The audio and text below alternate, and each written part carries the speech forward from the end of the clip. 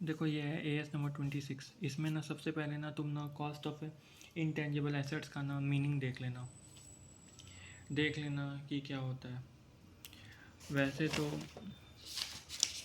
जो future economic benefit देता है और मेजर रिलायबली होता है, ठीक है। और इसमें ना देखो सेल्फ जनरेटेड गुडविल रिकॉग्नाइज नहीं होता है। अगर सॉफ्टवेयर इंटेंजिबल है और वो मतलब हार्डवेयर का मतलब एक इंटीग्रल पार्ट इम्पॉर्टेंट पार्ट है, तो तुम ना हार्डवेयर के कॉस्ट में ही अमाउंट रिकॉग्नाइज, ऐसे इंटायर अमाउंट रिकॉग्नाइज होगा पीपी, ठीक है। उसके बाद से हम ये देख रहे हैं कि ये देखो, जैसे ये परचेज ऑफ एसेट्स हैं, तो purchase of assets cost of intangible assets में ये होते हैं। और फिर expenses not included in the cost, क्या क्या इंक्लूडेड नहीं होता है कॉस्ट में, यहाँ पे दिया हुआ है। Trade discount, operating startup, allocation, general overhead और expenditure on advertisement of staff, training cost. फिर यही है यही वाला क्वेश्चन है, कॉस्ट ऑफ क्या होता है परचेज इंटेंजिबल एसेट्स। तो ये वाला करके ये वाला क्वेश्चन कर दोगे। फिर क्या होता है cost of internally generated intangible assets. इसमें क्या होता है, तो इसमें जो कॉन्सेप्ट आता है तुम्हारा, वो तुम्हारा आता है ये वाला कि एक तो रिसर्च फेस और क्या होता है डेवलपमेंट फेस। तो देखो तुमको पता है रिसर्च फेस के जो खर्चे होते हैं वो तुम्हारे प्रॉफिट एंड लॉस में चले जाते हैं।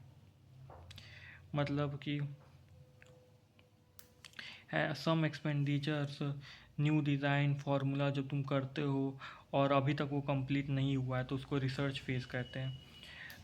और जैसे डेवलपमेंट फेस होता है, डेवलपमेंट फेस कब होता है, जब टेक्निकल फिजिबिलिटी इस्टेब्लिश हो जाती है। जब क्या होता है intention to produce intangible assets होता है, market of intangible assets exist करते हैं और इंटेंजिबल एसेट्स रिसोर्सेज, पैसा होना चाहिए टू डेवलप। तो ये होता है। तो मतलब कि ना डेवलपमेंट फेस वहाँ से स्टार्ट होता है जहाँ पे क्या कहते हैं टेक्निकल फिजिबिलिटी स्टार्ट हो जाती है, एसेस रिकॉग्निशन क्राइटेरिया वहाँ से स्टार्ट हो जाता है। तो डेवलपमेंट फेज वहाँ से स्टार्ट होता है जहाँ पे technical feasibility assess recognition criteria start हो जाता है, वहाँ से वो स्टार्ट होता है। तो यहाँ पर भी वो यही बोल रहा है कि देखो 11 से 12 तक जो ड्यूरिंग द 5 मंथ था, तो जो अगस्त तक था वो तुम्हारा रिसर्च एंड क्या था रिसर्च वाला था, रिसर्च एक्सपेंडिचर, तो वो तुम्हारा प्रॉफिट एंड लॉस में चला गया। 1 सितंबर से लेकर के तुम्हारा 1 सितंबर से लेकर के तुम्हारा 31 मार्च 2013। तो मतलब ये बोल रहा है यहाँ पे देखो लिखा हुआ है कि डेवलपमेंट प्रोसेस बिगन हुआ 1 सितंबर इतना से 31 मार्च 2012 लिखा है, एंड अप टू दी 31 मार्च 2012।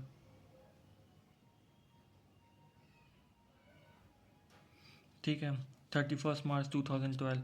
तो ये मतलब कि 11/12 का था, तो मतलब 1 सितंबर 2011 से लेकर के 31 मार्च 2012। और यहाँ पे लिख रहा है 1 अप्रैल 2012 से, मतलब ये फ्यूचर का बता रहा है कि फ्यूचर में ना तुम्हारे 2-2 लाख तुम्हारे 5 साल तक होंगे और उसका 1 से लेकर के 5 तक एन्युटी फैक्टर इतना दिया हुआ है और कॉस्ट ऑफ कैपिटल तुम्हारा इतना है 10% का एन्युटी इतना दिया हुआ है।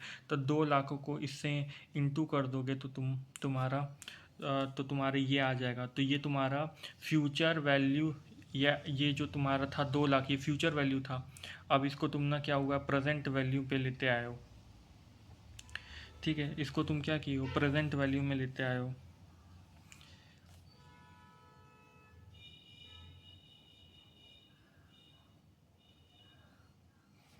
For the next 5 year. अब तुम ये बोलो कि 2 को इंटू 5 क्यों, क्या अरे भाई क्यों करोगे भाई, ये सब गलती मत कर देना इंटू 5 से, क्योंकि तुम यहाँ पे एन्युटी फैक्टर ले रहे हो जो कि 5 साल का है, इसमें इंटू 5 ऑलरेडी है।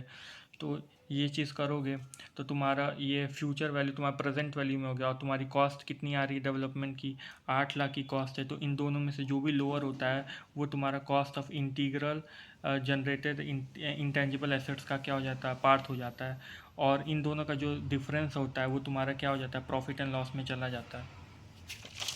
देखो यही चीज़ यहाँ पर भी ऐसे किया हुआ है, ठीक है।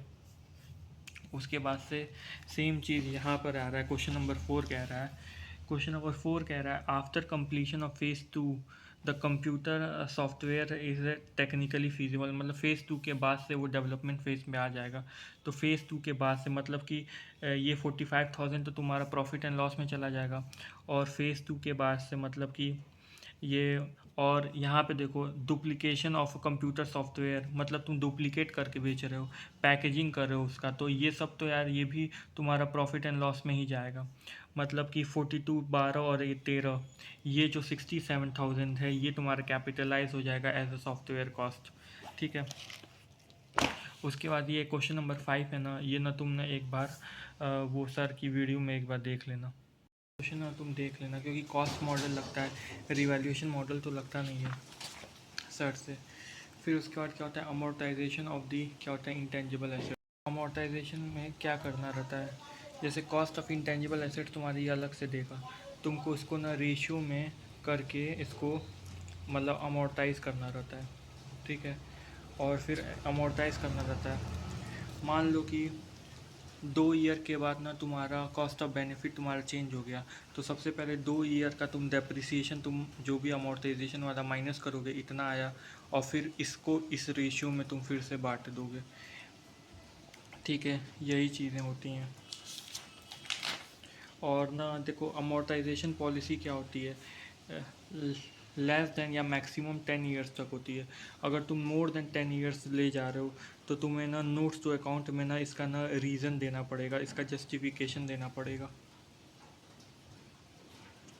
ठीक है। इसका जस्टिफिकेशन तुमको देना पड़ेगा। फ्रीक्वेंट रिकॉग्निशन में क्या होता है, रिपेयर एंड मेंटेनेंस का जो खर्चा होता है वो तुम्हारा प्रॉफिट एंड लॉस से राइट ऑफ होगा, एक्सेप्ट कि अगर कॉस्ट इनकर्ड हुआ है, कॉस्ट इनकर्ड तुम किए हो और जिससे कि ना इंक्रीज़ हो गया फ्यूचर इकोनॉमिक बेनिफिट, अगर इंक्रीज़ हो गया तब वो तुम्हारा क्या होगा, कैपिटल एक्सपेंडिचर में जाएगा, तब वो तुम्हारा कैपिटल एक्सपेंडिचर में जाएगा।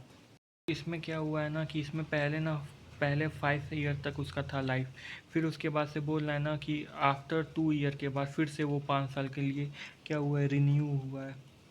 फिर वो जो 5 साल के लिए रिन्यू हुआ है, तो जो पहले का जो 5 साल का था, जो पहले का था, जो पहले का था वो तो तुम्हारा 10 लाख क्या था, पर एनम था, ठीक है, 10 लाख पर एनम था। उसके बाद आफ्टर 2 ईयर के बाद ये आया है तुम्हारा 36 लाख, 46 लाख, 44 लाख, तो ये सब आया।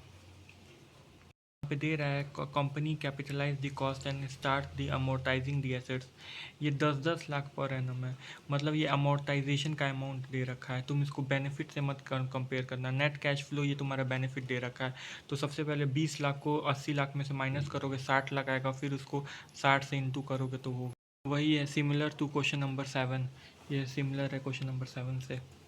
फिर उसके बाद आता है क्वेश्चन नंबर 9। क्वेश्चन नंबर 9 ये कह रहा है, देखो यहाँ पे लिखा है कि कैश फ्लो आफ्टर 5 ईयर, मतलब 6 ईयर का कैश फ्लो तुम्हारा दे रखा है 75 लाख, और उसके बाद से तुम्हारा वो इंटेंजिबल जो 600 लाख का दे रखा है 5 साल का, फ्यूचर कैश फ्लो तुम्हारा, ये तुम्हारा क्या होता है, फ्यूचर कैश फ्लो दे रखा है। अब ये तुम्हारा ये जो दे रखा है इससे तुम अमोर्टाइजेशन रेशियो निकाल लोगे, उससे अमोर्टाइजेशन अमाउंट निकाल लोगे, ठीक है।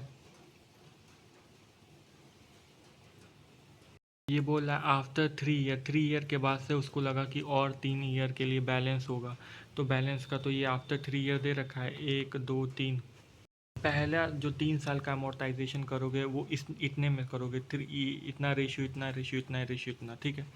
तो जो फर्स्ट है 3, फिर उसको जो जितना भी तुम्हारा अमोर्टाइज अमाउंट आएगा उसको तुमको 600 लाख में से माइनस कर देना है, ठीक है। उसके बाद से जो अमाउंट आएगा, उसके बाद से जो अमाउंट आएगा उसको उस रेशियो में, किस रेशियो में तुमको बांटना है वो मैं बता रहा हूँ कि उसको तुमको 150, 150 और 75 इसके रेशियो में तुमको बांटना है।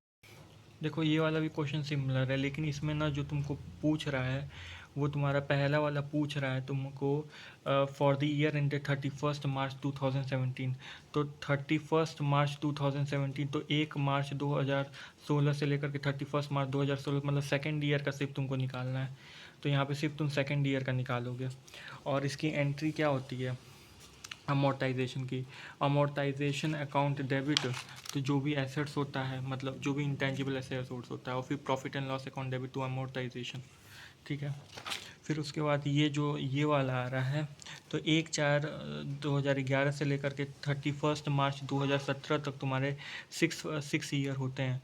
तो इसमें बोल रहा है ना कि तुमने क्या किया है, यूज़फुल लाइफ थी 8 ईयर, लेकिन कंपनी अमोर्टाइज नहीं की है 31 मार्च 2017 तक। तो मतलब 6 साल का वो अमोर्टाइजेशन नहीं किया, तो उसको प्रायर पीरियड आइटम में उसको डालना पड़ेगा। तो 80 × 6 / 8 ये तुम्हारा प्रायर पीरियड आइटम में चला जाएगा। तो क्या होता है prior period item account debit amortisation to know how. ये तो तुम्हारा करंट ईयर का है, जो 10 लाख है तुम्हारा करंट ईयर का, प्रायर पीरियड आइटम तुम्हारा पिछले ईयर का, और फिर उसको तुम प्रॉफिट एंड लॉस में तुम ट्रांसफ़र कर दोगे। फिर उसके बाद से यहाँ पे क्वेश्चन नंबर 7 आ रहा है, उसमें बोल रहा है intangible assets over a period of 15 year on straight line basis.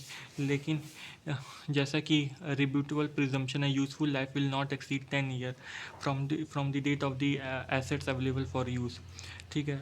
और यहाँ पे period is more 15 years more than the maximum period of the 10 year, 10 साल के लिए। तो सबसे पहले तुम 10 साल का निकाल लोगे। तो कितना है 120 डिवाइडेड बाई 10 और इंटू 4 क्योंकि ये 1/4/2015 से लेकर के 1 अप्रैल 2011 से लेकर के 1 अप्रैल 2015 4 साल होता है। तो उसके लिए तुम 4 साल निकालोगे तो 48 लाख आया। तो 48 लाख आया, और 48 लाख आया, 48 लाख को 120 में से माइनस कर दोगे तो 72 लैक्स बचते हैं। और तुम यहाँ पे 88 लाख तुम शो कर रहे हो इंटेंजिबल एसेट्स 1/4/2015 को, जो कि गलत है। तो जो डिफरेंस है 16 लैक्स का, वो तुम्हारा एडजस्ट हो जाएगा opening balance of the revenue reserve से, और 72 लैक्स तुम्हारा अमोर्टाइज होगा ओवर 6 ईयर। तो डिवाइड करोगे 6 से तो 12 लाख पर ईयर आएगा। मैक्सिमम इसमें 3 टाइप के क्वेश्चन बनते हैं। एक तो तुम्हारा बनता है डेवलपमेंट फेज रिसर्च फेज का, एक तो तुम्हारा बनता है कॉस्ट ऑफ मतलब परचेज एसेट्स का, और एक बनता है तुम्हारा एक तो तुम्हारा हाँ एक एक तुम्हारा अमोर्टाइजेशन का बनता है, एक तुम्हारा रिसर्च और डेवलपमेंट फेज का बनेगा, और एक तुम्हारा परचेज एसेट्स का बनेगा। ये 3 टाइप के क्वेश्चन बनेंगे।